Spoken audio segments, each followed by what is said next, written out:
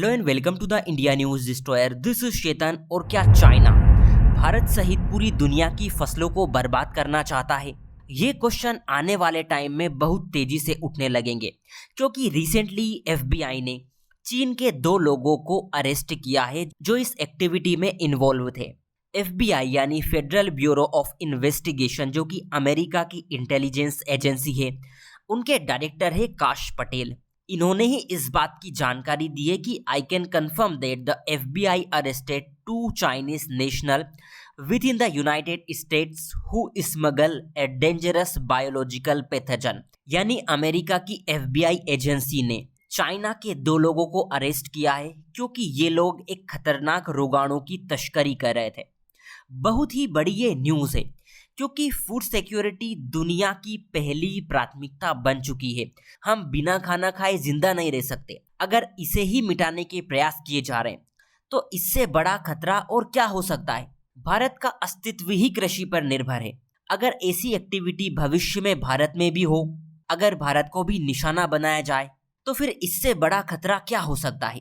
इस वीडियो में हम समझेंगे कि पूरी न्यूज़ क्या है, चीन किस रोगाणु की तस्करी कर रहा है, चीन की इसके पीछे की मंशा क्या है, भारत के लिए कितना बड़ा खतरा है, बहुत कुछ डिस्कस करेंगे। लेकिन सबसे पहले हम मैप देखते हैं और मैं आपको सीधे ले चलता हूँ अमेरिका, क्योंकि अमेरिका के मिशिगन अटॉर्नी ऑफिस ने चीन के 2 लोग जियान और लियू को अरेस्ट किया है और इन पर यह आरोप लगाया गया है कि ये लोग वीजा धोखाधड़ी कर रहे हैं, तस्करी कर रहे हैं, अगर पकड़ा गए तो झूठे बयान दर्ज करवा रहे हैं।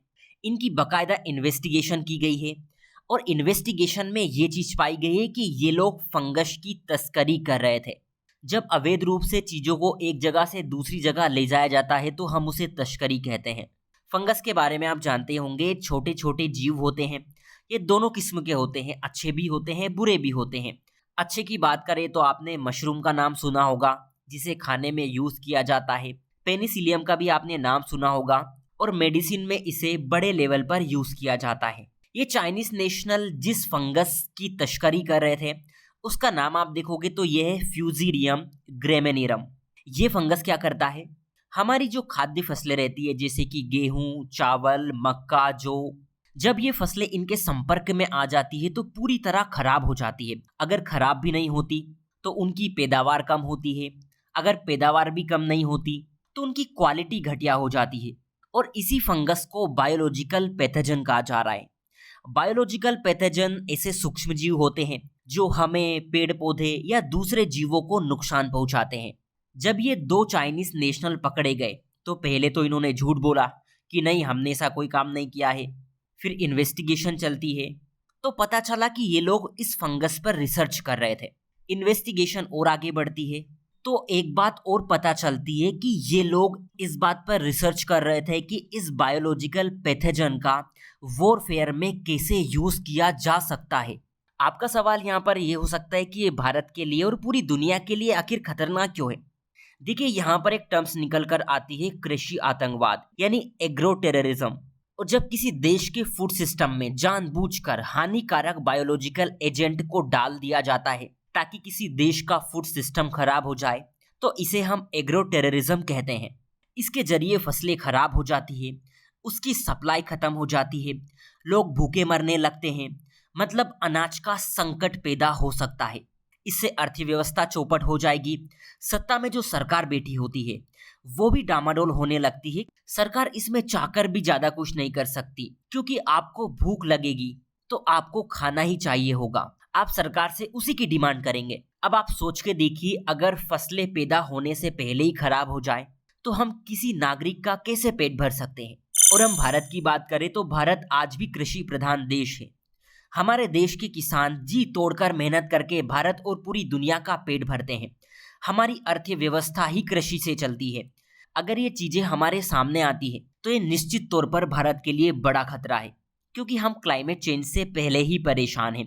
कभी सूखा होता है, कभी बाढ़ आ जाती है, कभी मानसून अच्छा नहीं होता। क्लाइमेट चेंज ने ऑलरेडी कृषि को बर्बाद करके रख दिया है। फूड सिक्योरिटी पर हम बात करें तो क्लाइमेट चेंज वैसे ही एक खतरा है। दूसरी तरफ जब बायोलॉजिकल पैथोजन को कोई देश एक हथियार के रूप में यूज करना शुरू कर दे तो दुनिया को सतर्क हो जाना चाहिए, क्योंकि चीन की मंशा कुछ ठीक नहीं है। उसने पहले वुहान वायरस फैलाया, जिसे हम कोविड के नाम से जानते हैं। पाकिस्तान को ब्लाइंडली सपोर्ट कर रहा है, साइबर अटैक करवाता है, इलीगल एक्टिविटी करता है। ऊपर से ये नया हथकंडा जो फूड सिक्योरिटी को अफेक्ट कर रहा है। और ऐसी चीजें पहले भी हुई हैं जब किसी देश के फूड सिक्योरिटी सिस्टम को प्रभावित करने की कोशिश की गई हो, जैसे कि द्वितीय विश्व युद्ध के टाइम जर्मनी ने ब्रिटेन में आलू उत्पादन को प्रभावित किया था। 1984 में किसी ने खाने में साल्मोनेला मिलवाया था। 1995 के टाइम भी जापान के प्रलयपंथियों ने इस तरह की हरकतें की थी। ऐसे में यह भारत के लिए और भी बड़ा खतरा है। हम एग्रीकल्चर सेक्टर की बात करें तो भारत चीन का सबसे बड़ा कॉम्पिटिटर है। चीन डायरेक्टली भारत और अमेरिका से नहीं लड़ सकता, तो ऐसे में शायद वो दूसरे विकल्पों पर तलाश कर रहा है कि भारत जैसे देशों को कैसे हराया जाए। शायद उनके फूड सिस्टम पर अटैक किया जाए ताकि जनता त्राहिमाम त्राहिमाम चिल्लाए। फूड सिक्योरिटी इतना बड़ा मुद्दा है ना, जिसकी हम कल्पना भी नहीं कर सकते। अगर चाइना किसी देश की फूड सिक्योरिटी को बायोलॉजिकल पैथोजन की ट्रैफिकिंग के जरिए प्रभावित करने की कोशिश कर रहा है, तो ये सीधा सीधा कृषि आतंकवाद फैलाने जैसा है, सीधा सीधा नेशनल सिक्योरिटी का मामला बनता है। और भारत सहित पूरी दुनिया को चीन के इस हथकंडे को एक्सपोज करना चाहिए, क्योंकि चीन पूरी दुनिया के अस्तित्व के लिए खतरा बन रहा है। अगर आप चैनल पर नए हैं तो सब्सक्राइब जरूर कर लेना। सो आज के लिए इतना ही। Take care and thank you.